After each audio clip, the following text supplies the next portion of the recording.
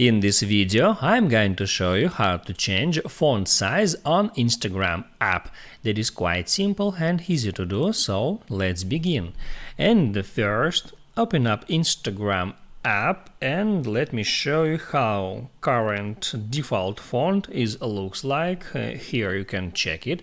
And now if you want to increase that font size, all you have to do is swipe down from the top right hand corner to open up Control Center, and here just tap at that double A icon to bring up text size feature.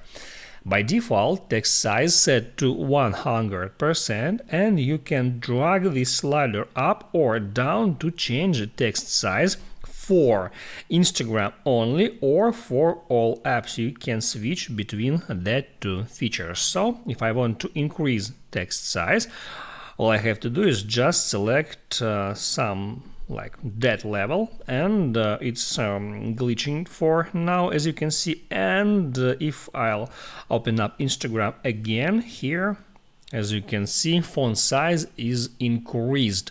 I can in any time hop out, hit at that feature and change text size to any that I want. If you can't find this feature right here, you can hop out Instagram, then open up settings, scroll down for a bit and hit at Control Center.